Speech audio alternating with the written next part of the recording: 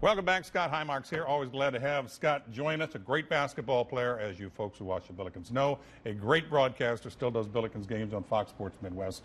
And maybe he can tell me what's going on. We're going to get to the national stuff in a minute. There's some controversy at SLU, unfortunately. Basketball practice has started. They didn't allow media in, so I don't know if you know anything about that. I know very little. Yeah, I know a little more than just what's been reported. Obviously, it's disappointing because this was the season that Travis Ford was really looking forward to. You've got Jordan Goodwin from Belleville-Althoff, and he had 4 high major transfers sitting out last year.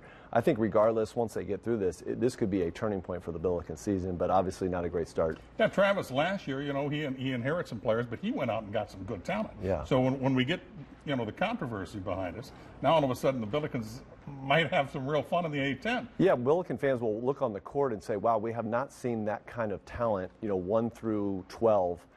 In a long, long time. And again, he had these 4 high major transfers sitting out last year. They will make and be immediate impacts. Jermaine Bishop was hurt most of last year. He will probably start, but they might start 5 new players and bring the guys last year. They got a lot of experience off the bench, so they'll be deep, they'll be talented. The biggest story, though, of the week was coast to coast, all over the country, but more about Louisville than anything else, because Rick Pitino he's on the Mount Rushmore of college coaches. He's one of the greats. And he's not coaching anymore, and I don't think he'll ever coach again. What do you know about the money, how it goes, how it funnels from a program to a player, from an agent to a program? How does that work?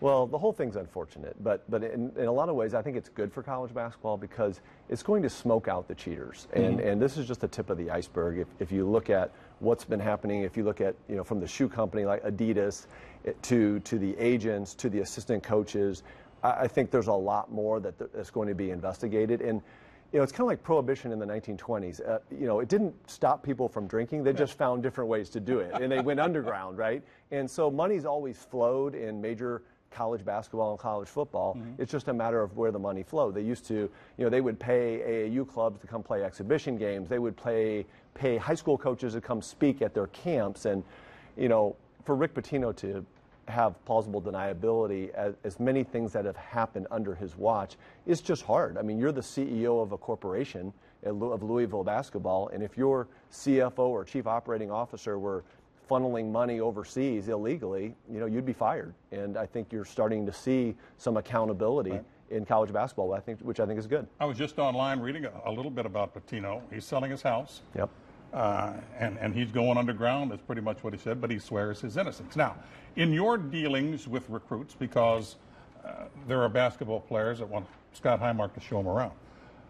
In your dealings with recruits, how did you take them around? How did you then talk to the head coaches, Charlie Spoonhour, for example? Well, the way at SLU, there was not a time, and I probably hosted 30, 35 kids on recruiting visits.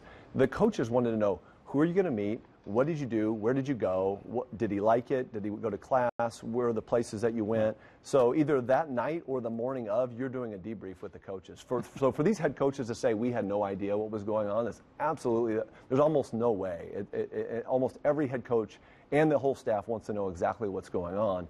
But this thing brings into a whole question, though, about what's, you know, equality for these student athletes. You know, you look at Ohio State's budget, they have a $170 million athletic budget. And so how do you make it equitable for these kids? The NCAA, they're licensing their likenesses. It's on EA Sports. They're selling their jerseys on billboards. And the kids now do get stipends of maybe $2,000 to $5,000. But the NCAA is making billions of dollars off of these young men and women. And so it does call into question, does the system work? Well, it does when you watch a Carolina and Gonzaga in a magnificent championship game last year. The past few NCAA championship games they're just off the charts good.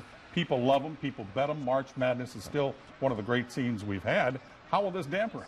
Yeah, I mean, it's always about allocating dollars, right? It's the money flow. It's where does the money flow? Where should it go? Do you want college basketball and college football to still be an amateur sport, or do you want it to be a pro sport where it's, you know, college basketball? I know Jay Billis says, let free markets work. Let it be the Wild Wild West.